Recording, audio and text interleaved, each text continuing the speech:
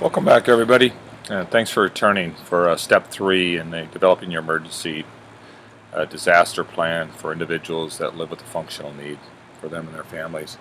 My name is Ray Morris. I'm the founder and CEO of Dads for Special Kids, and I commend you guys for hanging in there and going through each one of these steps. It's not easy. It takes time, and it can get a little overwhelming at times as you start to look at all the different things that you have to contend with and trying to develop your support system. And that's when step 3 really comes in. We're looking at is identifying your support system. And this can be a little tricky one, and sometimes can be a little disheartening as you try to find people in your life that are willing to step in and help you out in a time of emergency or disaster, that you're not left strictly by yourself. And which tends to be the norm in our culture is that people with disabilities have a small support network, that they don't have a lot of people in their lives. And a lot of that is just basically due to people don't know how to deal with people with functional needs. I know as a child growing up with my dad in a wheelchair, I'm 9 years old, 10 years old, and I'm pushing him around in a wheelchair, and he's 6'1", 6'2", 220, 230 before the accident, and a lot of people would just stare at us, like this is wrong.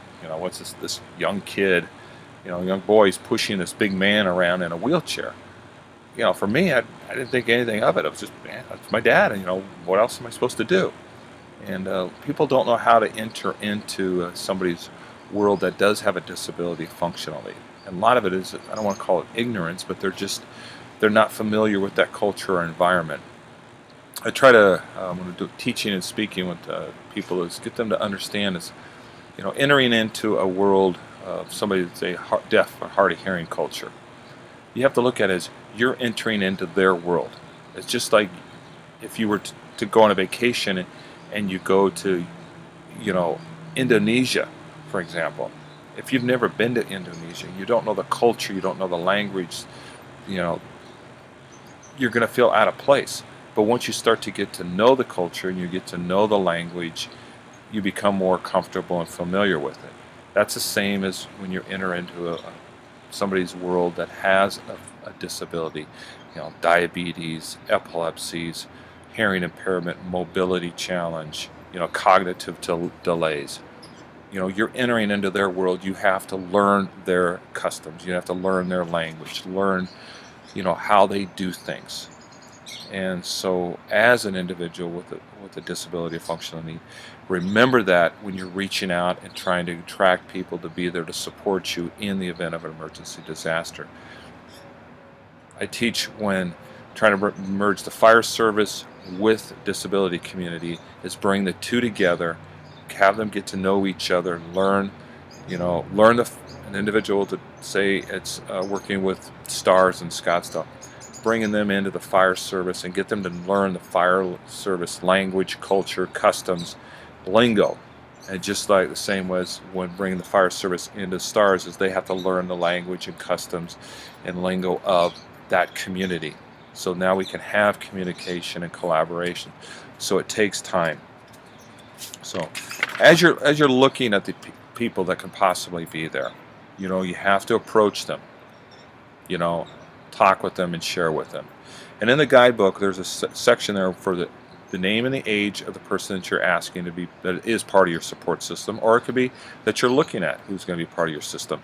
Their contact information. Okay, how do you get a hold of them? By phone, text message, email, backup communication. Don't rely upon one form of communication. And then also special considerations in working with that person. It could be somebody else with a disability that's part of your support system. You need to work with that of how are they going to be able to be there for you. What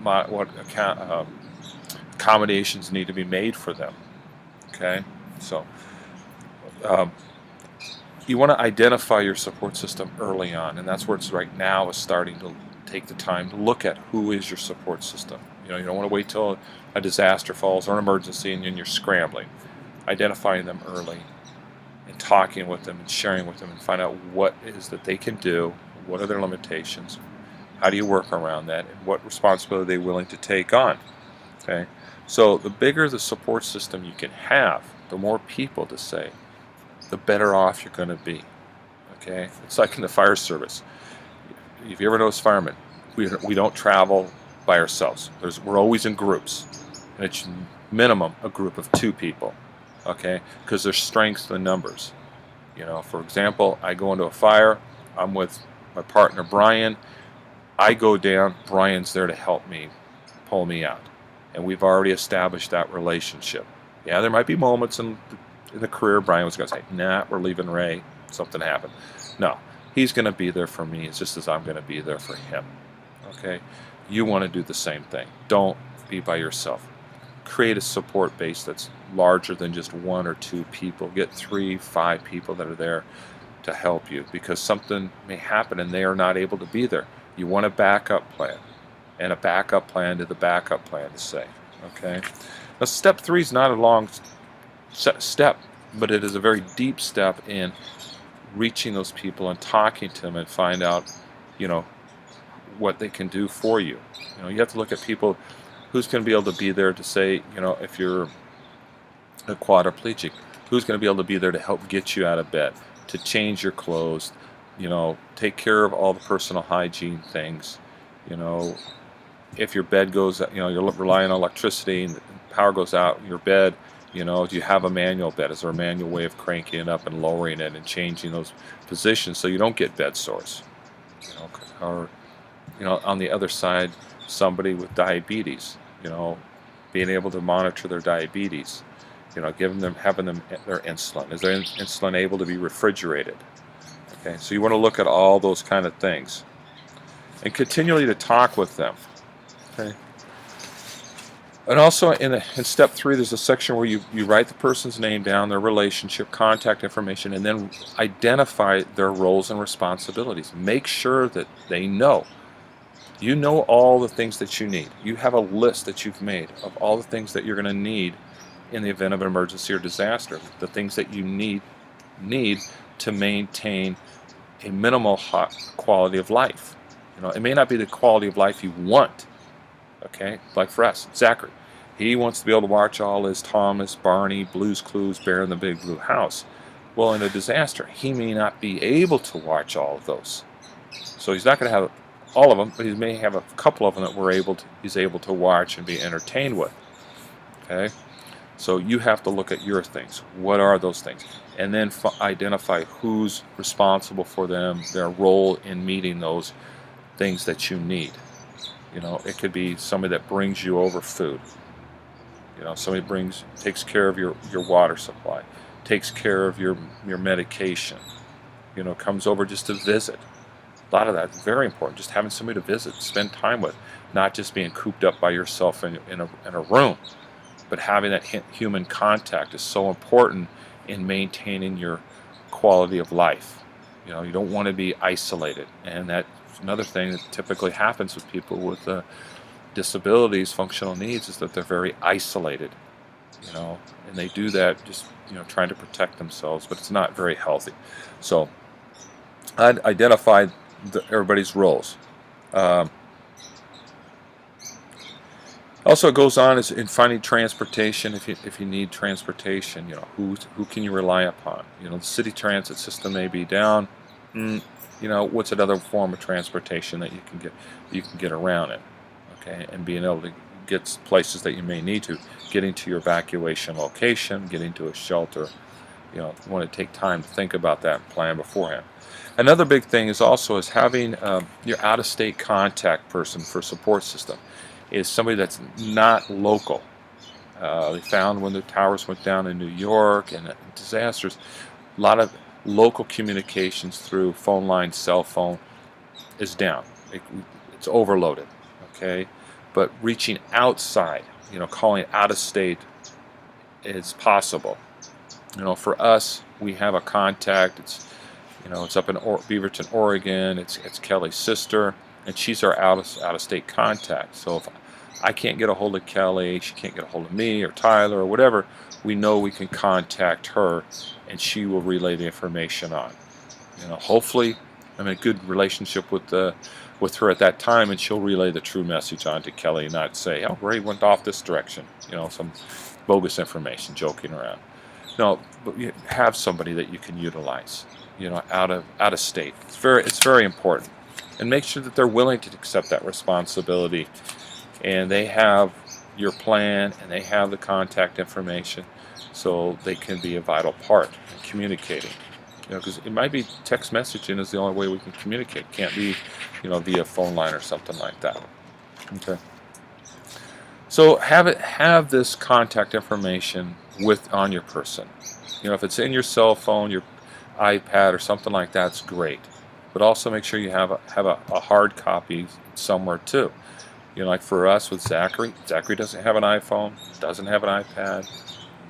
So we have to have a way of keeping that information on his person in some way, or in his support system of that information, so the people that are caring for him have ability to contact and make contact with us. Like I said before, phone numbers, cell phone numbers, text messaging, and emails are good forms of communication. Okay, and then also in your support system is local utility numbers. Power, police, things like that. Non-emergency numbers. So, for example, something happens in the Phoenix area and we lose water. How do we get a hold of the water company? How do we find out how long's the water going to be out? Okay, you want to have that. A phone number, website's also good, because a lot of places now in today's culture, everything's updated right on the website. Okay, so you know where to go beforehand. So you have to look at water, power, electricity and gas, garbage pickup. Okay, that can be a big thing, especially here in the Southwest in the summertime. If garbage isn't picked up for a week or so like that, there's going to be a lot of rancid smells, decomposing of things, a lot of flies, a lot of pestilence going on. So we want to make sure that we can control that the best we can, knowing when it's going to get picked up, or have an idea of the time frame of that taking place.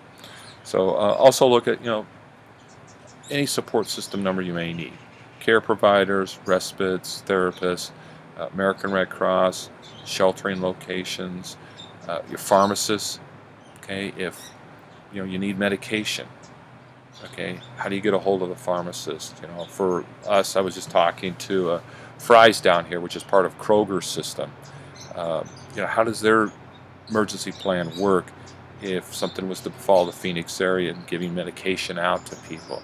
And the pharmacist said the best thing that you can do is to keep the bottle. Keep the prescription bottle that has the doctor's name, the prescription number, medication, and milligrams, that they can dispense to you a few days' supply of medication if something happens and computer systems are down. That's their system. CVS pretty much does the same thing.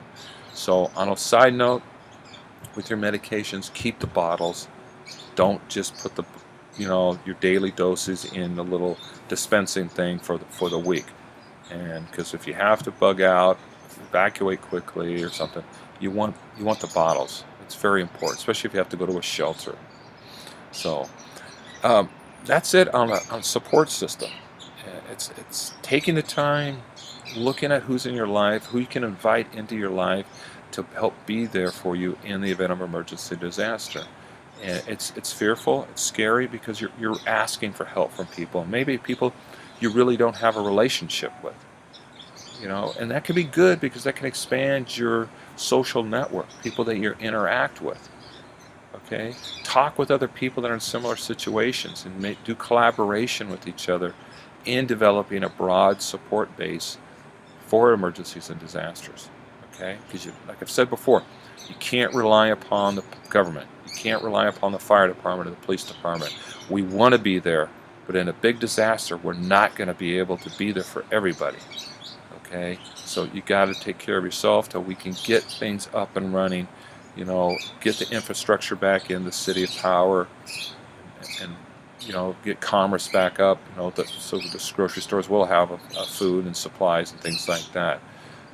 So, like I've said before, our culture is really not used to it. We haven't really had to deal with, disasters and things like that on a large scale, and especially here in the Phoenix area. And we rely a lot upon technology. So we got to utilize it to our best, but just take one step at a time. Thank you once again for watching step 3. Hope to see you on step 4, and remember to go back and review the previous steps, and it takes time. So thank you again, and have a good day.